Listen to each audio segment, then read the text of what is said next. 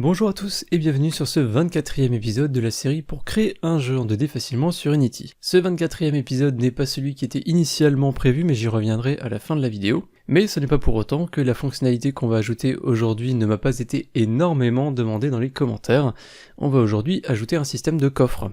On va donc pouvoir, avec notre personnage, nous approcher d'un coffre, l'ouvrir et ensuite obtenir simplement une récompense.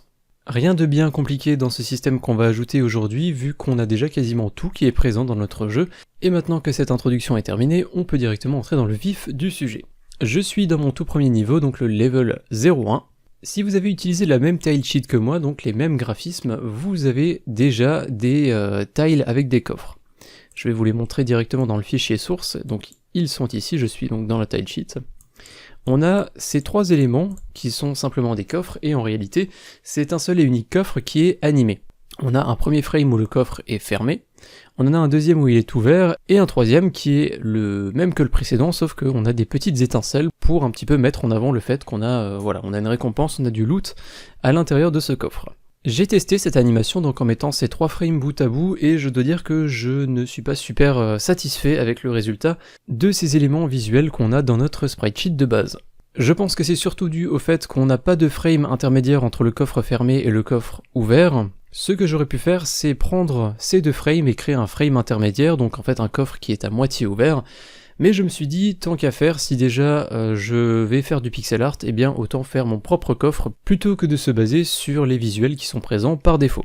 Je vous affiche à l'écran un court timelapse de la réalisation d'un coffre que j'ai fait spécialement pour cette vidéo. Ce coffre que j'ai réalisé, il est composé justement de 3 frames que je vais vous montrer. Je vais directement ouvrir le logiciel Asprite sur lequel je l'ai réalisé. On a donc la première frame qui est le coffre fermé, la deuxième avec un coffre entrouvert, et la troisième avec le coffre grand ouvert. Donc après avoir réalisé ces 3 frames, je les ai exportés sous forme de tilesheet, donc c'est ce que vous voyez à l'écran, avec les 3 frames sur la même image.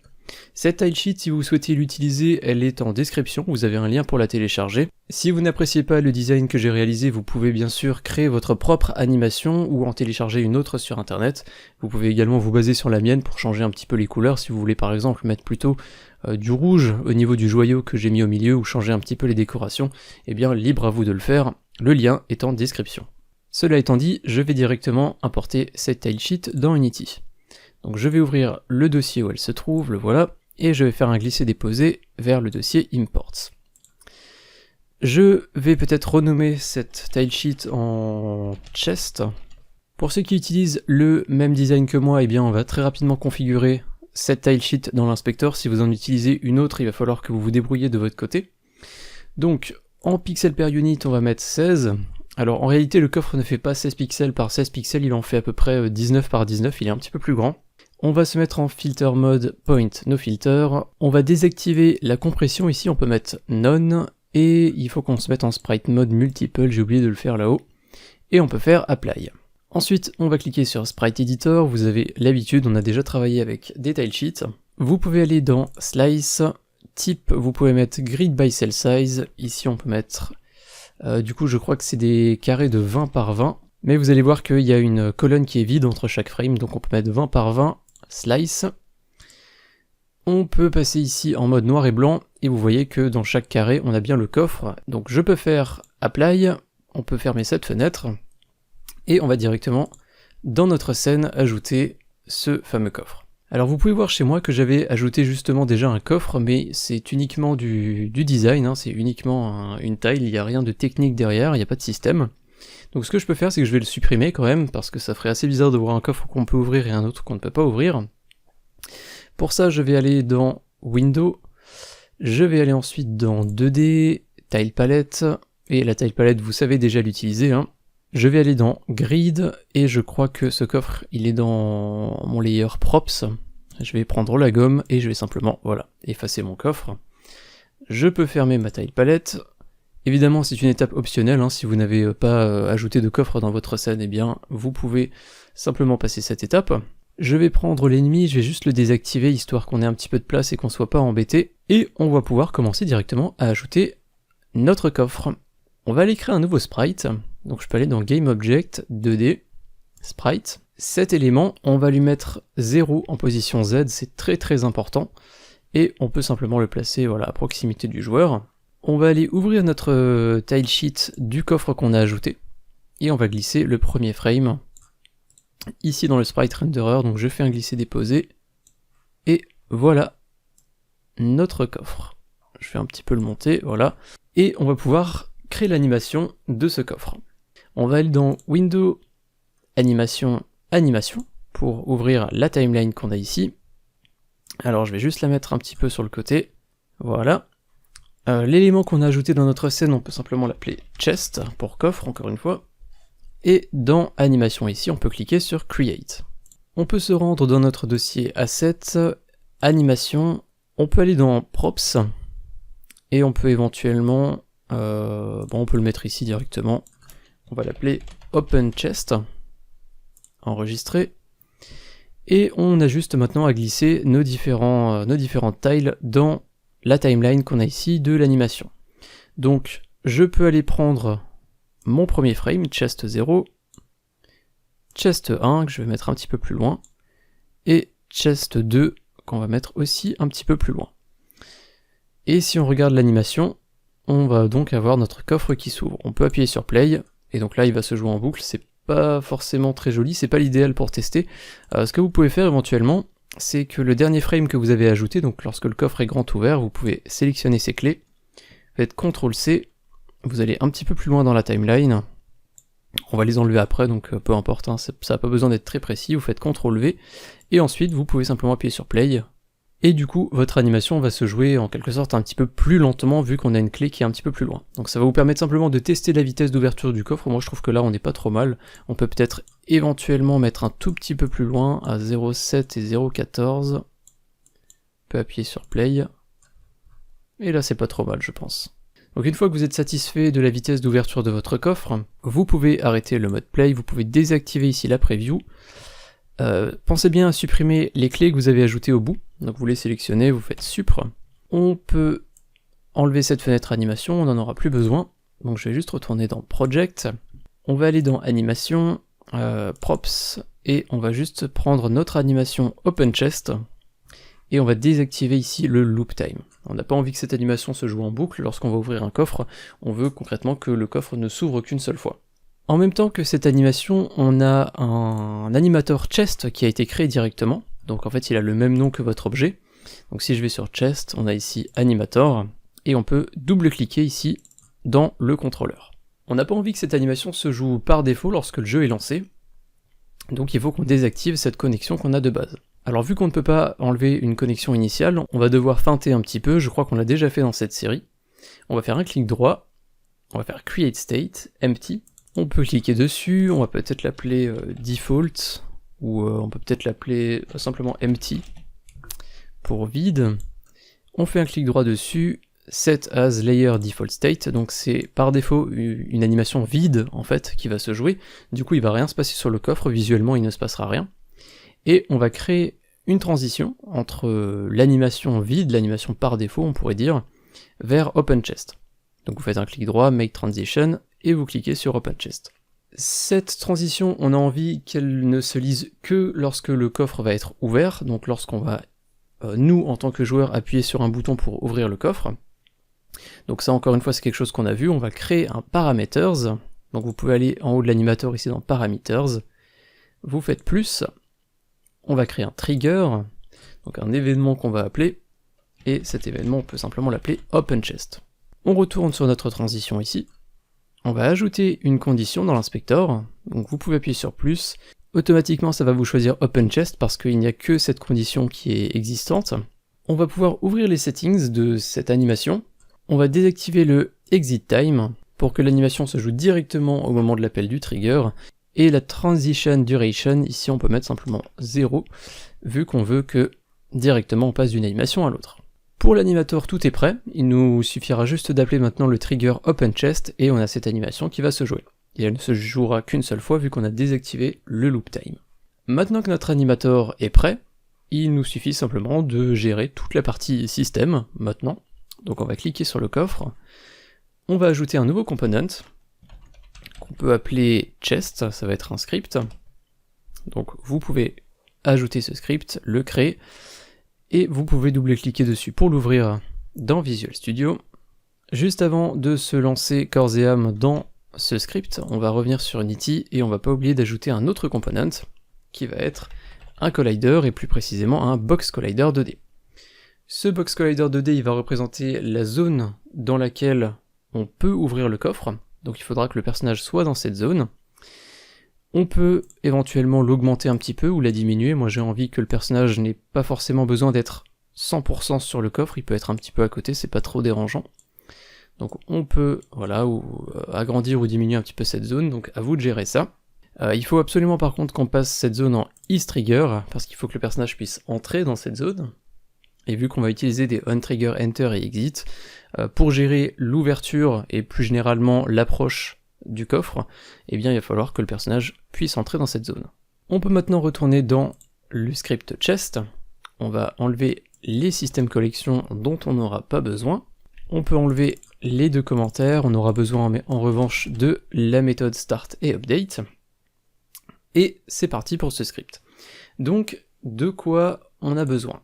On a besoin de pouvoir s'approcher du coffre, et ce qu'on va faire, alors je vais juste désactiver la pièce, là je vais appuyer sur play, lorsqu'on va s'approcher du coffre, on va faire exactement la même chose que lorsqu'on s'approche d'une échelle, c'est-à-dire qu'on va afficher ce message en bas de l'écran. Je vous avais dit que ce message, je l'ai rendu volontairement générique, donc appuyez sur eux pour interagir. Interagir, ça peut signifier ouvrir un coffre, monter à une échelle, parler à un PNJ, passer à un niveau suivant, ouvrir une porte, bref, ça peut être vraiment tout et n'importe quoi, donc on va pouvoir simplement réutiliser ce même texte à l'approche d'un coffre. Comme ça, le joueur il saura sur quelle touche il peut appuyer, et il saura plus généralement qu'il peut interagir avec quelque chose à proximité. On va aller dans notre script, et on va créer une variable privée de type texte, qui correspondra justement donc à ce texte press i to interact. Vous remarquerez qu'on a besoin du using unityengine.ui, encore une fois Visual Studio me l'a ajouté tout seul comme un grand, si vous n'avez pas la même version que moi, peut-être qu'il ne vous l'ajoute pas tout seul, donc faites bien attention à ça. Et ce texte, on va simplement l'appeler interact UI. En réalité, on va faire quelque chose de très semblable à notre script d'échelle, comme je vous l'ai dit. Donc ce que vous pouvez éventuellement faire, c'est aller sur votre échelle et ouvrir le script ladder. Dans ladder, on a pareil, une variable ici, qui d'ailleurs est en public, qu'on peut passer en privé, tant qu'à faire si déjà on est là, parce que justement, interact UI, c'est ce fameux texte, press i to interact, et on peut voir que dans la fonction awake, il est directement récupéré avec GameObject.findGameObject Donc on a volontairement ajouté un tag, il y a quelques épisodes maintenant, sur ce texte pour pouvoir le récupérer facilement et le réutiliser dans plusieurs scripts. Donc en fait, ce que vous pouvez faire, c'est simplement copier cette ligne que vous avez dans l'adder, avec le interact UI, son assignation, et vous pouvez simplement la coller ici. On peut éventuellement passer la fonction start en awake, c'est vrai que ça sera peut-être un petit peu plus propre pour l'assignation. Donc maintenant qu'on a récupéré notre texte, qu'il est dans une variable, eh bien on va pouvoir activer et donc afficher ce texte lorsqu'on est proche du coffre. Et pour savoir si on est proche du coffre, eh bien on va simplement se baser sur le trigger qu'on a ajouté, ou plutôt le collider qu'on a ajouté sur notre coffre. Donc cette fameuse zone verte qu'on a autour. Donc on va retourner dans notre script, et on va créer une méthode onTriggerEnter2D. Vous savez comment ça fonctionne, on commence par vérifier si collision.compareTag porte le tag player pour vérifier que c'est bien notre joueur qui est dans la zone. On veut afficher ce texte press i to interact seulement si c'est le joueur qui est proche et pas un autre élément. Si on ne fait pas cette vérification, s'il y a un ennemi qui passe devant un coffre, eh bien le texte va s'afficher, ce qui est assez étrange quand même. Et donc si c'est effectivement le joueur qui est rentré dans cette zone de notre coffre, eh bien on peut simplement dire interactUI .enabled égale true. On peut sauvegarder ça, et on peut déjà aller tester. Donc on va retourner sur Unity, on va appuyer sur play, et normalement si je m'approche de mon coffre, on peut voir effectivement le message qui apparaît. Si je m'éloigne, le texte ne va pas disparaître, simplement parce qu'on n'a pas géré la possibilité pour le joueur de quitter cette zone. Et c'est donc ce qu'on va faire tout de suite. On va faire la méthode inverse, donc void onTriggerExit 2D. On peut copier ce qu'on a fait là, on va le coller juste en dessous, et au lieu de mettre true ici, on va mettre false. On peut passer à la suite, et on va passer donc à l'ouverture de ce fameux coffre. Ce qu'on veut, nous, c'est donc appuyer sur un bouton pour ouvrir ce coffre. Ça, vous le savez, les inputs, on fait la détection dans la méthode update, donc on va faire if input.getKeyDown. Si on appuie sur le keycode E, donc simplement la touche E du clavier, eh bien on va pouvoir ouvrir le coffre. Je vous propose qu'on fasse une méthode dédiée justement à l'ouverture de ce coffre. Plutôt que de tout mettre dans update, on va faire une méthode openChest, qu'on va créer juste en dessous. Void openChest. Le petit souci, en revanche, c'est que là, on peut ouvrir ce coffre depuis n'importe où, parce qu'on fait juste une vérification sur le fait qu'on appuie sur la touche E. Ça veut dire que notre personnage il peut être très loin du coffre, tant qu'il appuie sur E, la méthode openChest sera lue. Il faut donc qu'on puisse vérifier que le personnage soit bien à portée du coffre. Et donc pour ça, on peut toujours se baser sur les deux méthodes onTriggerEnter et onTriggerExit. On peut donc créer une variable privée qui va en fait garder le statut du personnage, est-ce qu'il est proche ou est-ce qu'il n'est pas proche. Donc on peut simplement l'appeler isInRange, et dans la zone est à portée, et on peut dire que si le personnage entre dans la zone du coffre, isInRange va être égal à true, et si au contraire le personnage quitte la zone, on va dire qu'il n'est plus assez proche du coffre pour l'ouvrir, donc il est plus à portée, et on va mettre ça à false. Et du coup nous, maintenant vu qu'on a cette information, dans la fonction update, on va dire que le personnage, pour ouvrir le coffre, il faut qu'il appuie sur E, mais il faut aussi qu'il soit à portée. Donc, et isInRange. Et puis maintenant qu'on a ça, on rentre vraiment dans le cœur du système. Qu'est-ce qu'on va faire au moment de l'ouverture de ce coffre? Alors, on a créé une animation, donc ça serait bien qu'on joue cette animation. On va aller créer une variable publique de type animator, qu'on peut nommer animator tout simplement. On ira y stocker, vous l'avez deviné, l'animator de notre coffre qui possède l'animation d'ouverture. Et ce qu'on peut faire nous simplement dans openChest, c'est dire animator.setTrigger, et on va mettre ici le nom du trigger qu'on a créé dans l'animator. Je vais juste aller vérifier comment je l'ai appelé, openChest avec des majuscules. Donc faites bien attention aux majuscules, c'est très important, sinon on va vous dire que le paramètre n'existe pas.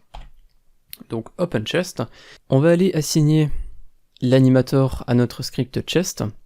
Donc je vais peut-être juste fermer tout ça histoire de faire de la place. Et je vais faire un glisser-déposer ici de mon component animator vers la fenêtre animator ici. On peut appuyer sur play, et maintenant, normalement, si je suis loin du coffre et que j'appuie sur E, il ne se passe rien, le coffre ne s'ouvre pas. En revanche, si je suis proche, on a le message qui apparaît en bas de l'écran, et si j'appuie sur E, on a notre coffre qui s'ouvre.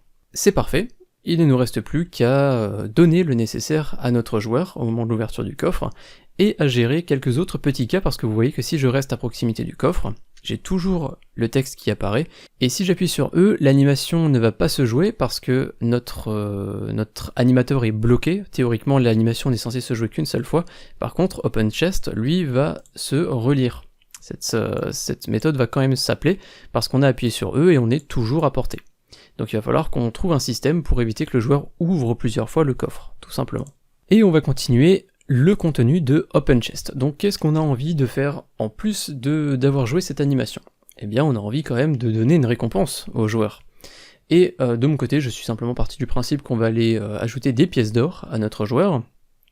Donc plutôt que de mettre ça en dur, on va aller créer une variable de type int, et on va l'appeler simplement coins2add. Sous-entendu, le nombre de pièces qu'on va ajouter à notre joueur lorsqu'il ouvre le coffre.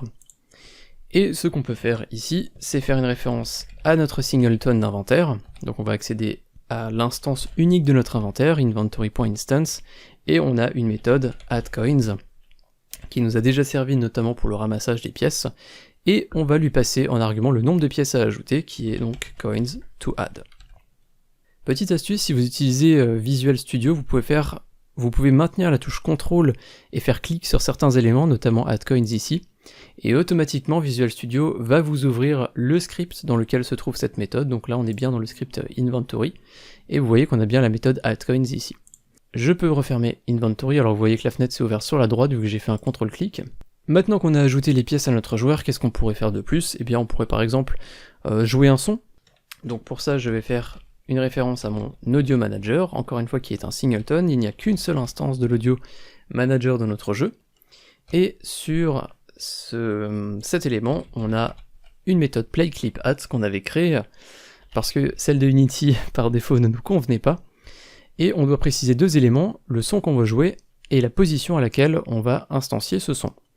Donc on va créer une variable publique, encore une fois, qu'on va transformer en audio clip, et on va l'appeler sound2play. On peut donc passer sound2play dans playClipAt, et on peut passer transform.position, donc on va jouer ce son pile à l'endroit où est le coffre actuellement. Puis je pense qu'on a fait tout le nécessaire, il ne nous reste plus qu'à ajouter le système qui va empêcher le joueur d'ouvrir le coffre deux fois. On va quand même aller tester ce système. On peut aller sur notre coffre, on va choisir un nombre de pièces à ajouter à notre inventaire, donc je vais mettre 10, voilà, un petit peu au hasard, et je vais choisir ici un son que je peux jouer, donc je peux cliquer sur le point qui est ici à droite, et je peux choisir parmi tous les sons qui existent dans mon projet, et moi je vais utiliser Collect Point 01, c'est le même son qui est joué lorsqu'on ramasse une pièce. Je peux appuyer sur Play, je m'approche du coffre, j'appuie sur E, j'ai mon coffre qui s'ouvre, j'ai bien gagné 10 pièces, comme vous pouvez le voir en haut à droite, et j'ai le son qui a été joué. Sauf que, comme je l'ai dit maintenant, si je rappuie sur E, eh bien le son se rejoue, je regagne des pièces, l'animation elle ne se joue plus, par contre voilà, je peux abuser d'un bug, et il faut donc qu'on fasse en sorte que ce coffre ne puisse s'ouvrir qu'une seule fois. Ce qu'on peut faire, tout simplement, c'est que on va considérer que lorsque le coffre est ouvert, on va désactiver le collider qu'il y a sur cet objet, donc simplement la zone qu'on a autour de notre coffre, qui nous permet de détecter si le joueur est à portée. Donc en fait on va plus pouvoir détecter que le joueur est là, si on enlève ce collider, et donc le joueur ne pourra simplement plus ouvrir le coffre. Ce que j'avais pensé faire à la base, c'est que le script se désactive lui-même, mais je me suis rendu compte d'un cas assez étrange où le onTrigger, enter et exit continuait de se lire, malgré que le script était désactivé. Alors je sais pas trop si c'est un bug de Unity ou si c'est voulu, quoi qu'il en soit, vu que ce coffre joue une animation où il reste ouvert à la fin, on peut pas juste faire un destroy de ce coffre. Ce serait un petit peu dommage de faire une animation d'ouverture si c'est pour détruire l'objet derrière. Donc pas de destroy aujourd'hui, on va simplement désactiver le système. Et ce qu'on peut faire ici, c'est simplement faire un getComponent.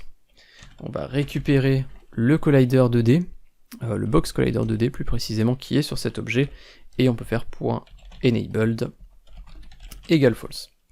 Étant donné qu'on utilise ce collider qu'une seule fois, je ne pense pas que ce soit nécessaire d'en créer une référence. On peut dynamiquement le récupérer au moment de l'ouverture et le désactiver. En revanche, il y a une autre chose qu'il faut qu'on fasse, c'est que vu que le collider est désactivé, lorsque le joueur va quitter la zone, eh bien onTrigger exit 2D ne va pas être lu, parce que justement il n'y a plus le collider. Ce qui fait que le texte d'interaction, donc le press I to interact, il va rester actif tout le temps en fait, jusqu'à être activé ou redésactivé par un autre objet. Donc ce qu'on peut faire, c'est que on va considérer qu'une fois que le coffre est ouvert, il n'y a plus de collider, donc ça désactive le système, mais il faut aussi qu'on ajoute cette ligne qu'on a ajoutée dans le onTrigger exit.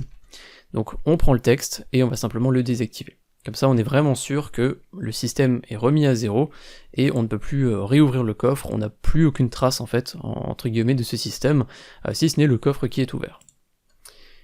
On peut appuyer sur play, je m'approche, j'ai bien le texte qui apparaît, j'appuie sur E, mon coffre s'ouvre, j'ai bien les pièces qui ont été ajoutées, j'ai bien le son qui a été joué. Par contre, vous voyez que le texte en bas n'existe plus, il n'apparaît plus. Si je rappuie sur E, le coffre ne s'ouvre plus, je n'ai plus le bug qu'on avait avant, et même si je quitte la zone et que je reviens, voilà, c'est comme si ce coffre a été ouvert, il a été utilisé, et maintenant il n'y a plus de système derrière, on a uniquement un visuel. Pour que vous puissiez profiter de ces systèmes un maximum, on va prendre Chest, et on va simplement faire un glisse et déposer vers le dossier prefab. De cette manière, comme d'habitude, vous le savez, vous pouvez maintenant glisser plein d'autres coffres dans vos différentes scènes, et vous allez simplement pouvoir tous les ouvrir les uns après les autres, et donc récupérer plein de pièces. Je vous remercie d'avoir suivi cette vidéo jusqu'à la fin, j'espère que cet ajout vous plaira, c'est quelque chose qui m'a été beaucoup demandé, cet ajout de coffre. Comme je le disais au début de la vidéo, c'est pas vraiment l'épisode qui était prévu à la base.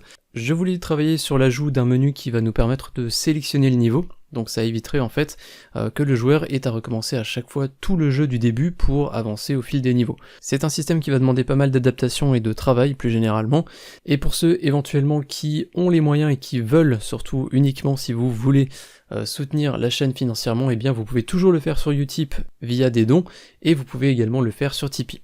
Je vous remercie de m'avoir écouté jusqu'à la toute fin de cette vidéo et je vous dis à très bientôt pour le prochain épisode de la série 2D ou plus généralement pour d'autres vidéos sur la chaîne Tuto Unity FR. Salut!